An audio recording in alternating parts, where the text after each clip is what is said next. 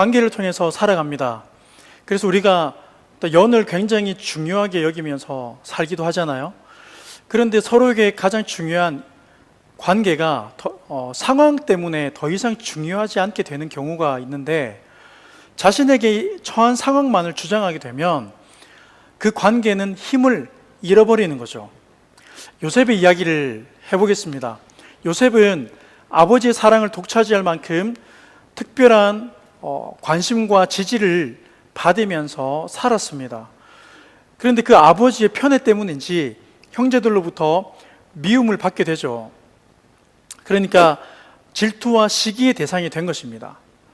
그래서 형들이 음모를 꾸미게 되고 요셉은 구덩이에 빠지게 되고 누군가의 종이 되어서 살아가게 됩니다. 종이 되었다는 말이 무슨 말이냐면 요셉이 꿈을 빼앗겼다는 거죠. 더 이상 이제는 평범한 일상의 꿈도 꿀 수 없는 빼앗긴 인생을 말하는 것입니다. 겨우 목숨은 건졌지만 밑바닥 인생으로 추락하게 된 것입니다. 그러니까 요셉의 입고 있던 그 비단 옷이 누더기 옷으로 바뀐 것을 보면 그의 인생이 천국에서 지옥으로 아주 극한 상황으로 바뀌어 버렸다는 거죠. 당시 요셉의 나이는 17세였습니다. 그리고 그 후로 13년 동안 밑바닥 인생을 살아가게 됩니다. 대부분 인간은 상황을 통해서 관계를 규정 지으려고 할 때가 있습니다. 상황이라는 것이 그렇잖아요. 눈에 보여지고 들려지고 내가 경험되어지는 그 상황이 있어요. 그와 나와의 상황이 있습니다. 그런데 그 상황 가운데서 이것을 누구에게 문의합니까? 삼자에게, 전혀 알지 못하는 삼자에게 나의 상황을 이야기합니다. 그럼 그 삼자는 뭐예요? 나의 말을 듣고 어떤 이야기를 해주겠죠. 근데 우리는 그 말을 듣고 결정을 해버리는 거야. 왜 그렇습니까? 우리는 그만큼 그 상황의 영향을 받기가 쉽다는 거야. 분명히 그와 내가 서로 나눈 이야기가 있고 약속이 있단 말이에요. 그런데 그 속에서 결정은 무엇입니까? 상황을 선택해버린 경우들이 많다는 것입니다. 상황으로 관계를 결정하고 규정하는 거죠. 이러한 우리의 상황에 영향을 받는 우리는 하나님과의 관계에서도 같은 영향을 받는다는 거야. 하나님의 사랑을 그래서 우리가 오해하는 삶의 모습을 보일 때가 많이 있습니다. 성경에서 욥이라는 사람이 극한 자신의 인생을 통해서 이런 고백을 했어요. 내가 귀로만 듣던 하나님을 이제 눈으로 봅니다라는 고백을 하게 됩니다. 그 정도로 여러분, 인생은 그 극한 고난 속에서 하나님의 깊이를 알게 되고 하나님의 사랑을 경험할 수 있다는 놀라운 은혜가 있다는 것입니다.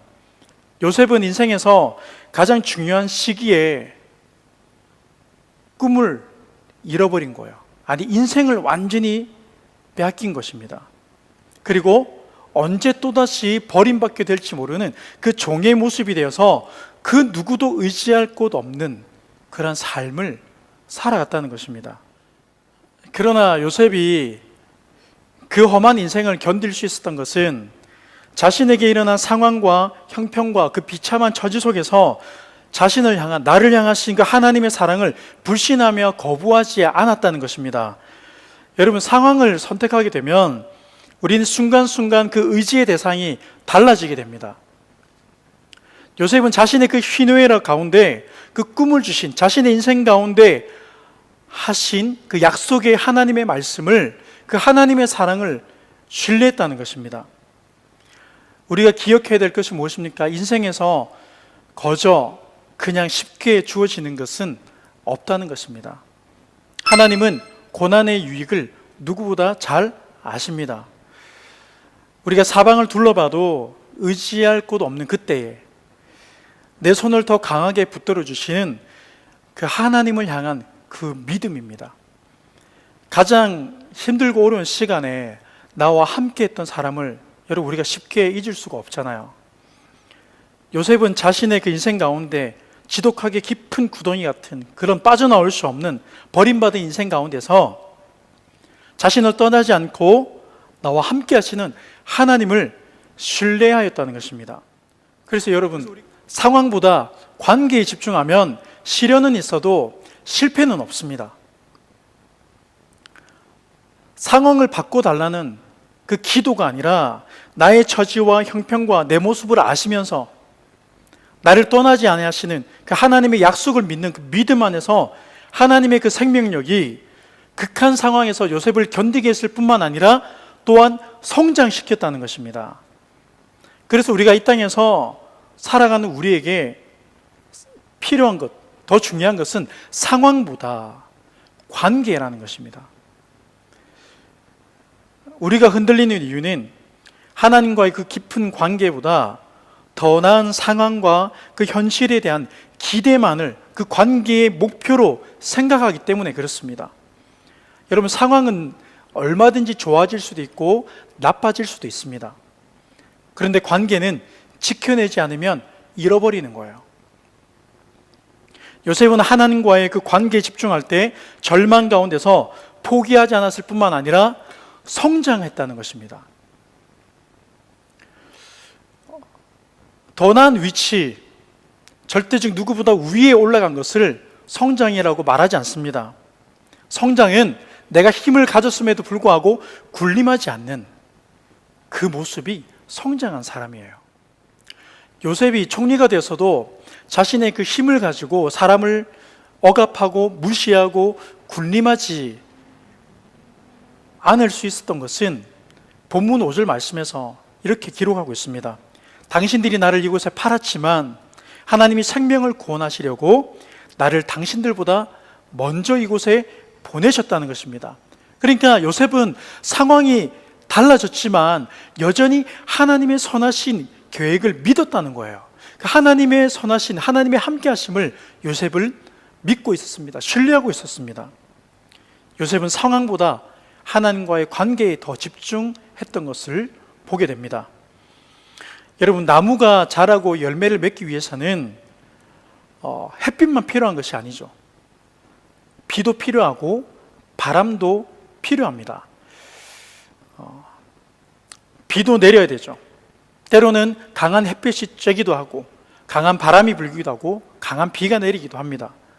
그런데 중요한 것은 무엇입니까? 생명이 있다면 반드시 성장한다는 거예요. 그리고 때가 되면 열매를 맺게 된다는 것입니다. 때가 되면 열매를 맺는다는 말이 무슨 말이냐면 하나님의 선하신 계획은 상황 때문에 틀어지지 않는다는 거예요. 여러분 보세요. 같은 나무라도 살아있는 나무는 자랍니다. 열매를 맺어요. 그런데 죽은 나무는 어떻습니까? 네, 쪼개지고 부서지고 마르고 상합니다. 성장의 가장 큰 동력은 생명에 있는 것입니다. 주님이 우리의 길과 진리요 생명 되심을 믿으시기를 주님의 이름으로 축복합니다. 요셉은 형제들로부터 버림당하여서 구덩이에 빠지고 종이 되어서 갇힌 자가 되고 누명을 쓰고 감옥에 갇히는 인생이었지만 말도 안 되는 그 음모와 음의 가운데 얼룩진 인생이었지만 하나님과의 그 관계를 신뢰했다는 거야. 나를 향하신 그 하나님의 약속을 굳게 믿었다는 것입니다. 상황 때문에 하나님을 오해하지 않았다는 것이에요. 시편 23편 4절 말씀에서 내가 사망의 음침한 골짜기를 다닐지라도 해를 두려워하지 않을 것은 주께서 나와 함께 하심이니라 그랬어요. 내가 사망의 음침한 골짜기를 다니게 되고 내가 그 골짜기에 있다 할지라도 내가 그 상황으로 인해서 두려워하는 것이 아니라 하나님의 나와 함께 하심으로 나는 견디고 또한 이기며 때가 되었을 때에 우리는 열매를 나타낼 수 있다는 것입니다. 여러분, 믿음은 나의 상황이 더 나아질 것을 기대하는 것이 믿음이 아니에요.